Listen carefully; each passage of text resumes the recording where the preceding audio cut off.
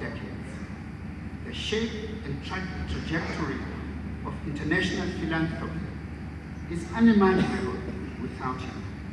His voice is one that all of us must reckon with. Not surprisingly, our 2015 Nelson Mandela Annual Lecturer, acclaimed economist, Professor Thomas Piketty, cited him and challenged him a number of times.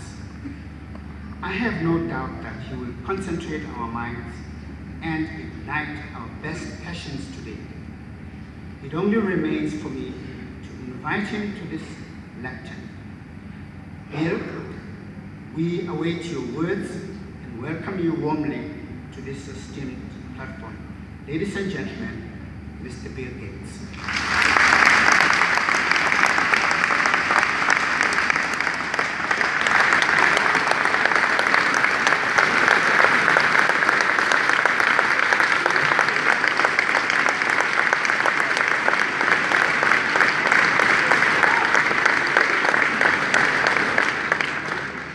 Thank you. Good evening, ladies and gentlemen. Dr. Michelle, Professor Ndebele, Vice Chancellor Delorey, members of the Mamelodi families, friends and dignitaries, I can't think of a greater honor than giving a lecture named after Nelson Mandela. I'm also thrilled that the theme of this lecture this year is Living Together. It's truly fitting because in many ways, living together was also the theme of Nelson Mandela's life.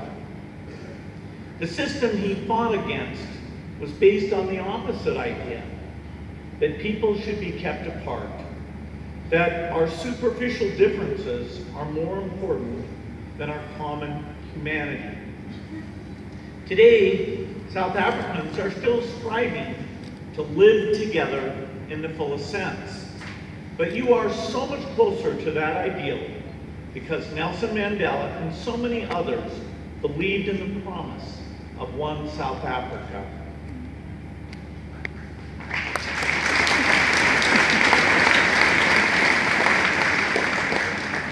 I was only 9 years old when Nelson Mandela was sent to Robben Island. As a boy, I learned about him in school. I remember seeing reports about the anti-apartheid movements regularly on the evening news. The first time I got to speak to him was in 1994, when he called me to help fund South Africa's election. I was running Microsoft and largely focused on software most of the time, but I admired him so much, and I knew the election was historic, so I did what I could to help. My first trip to Africa had been just the year before that, in 1993, when my wife Melinda and I had traveled to East Africa. The landscape was beautiful, the people were friendly, but the poverty there, which we were seeing for the first time, disturbed us. It also energized us.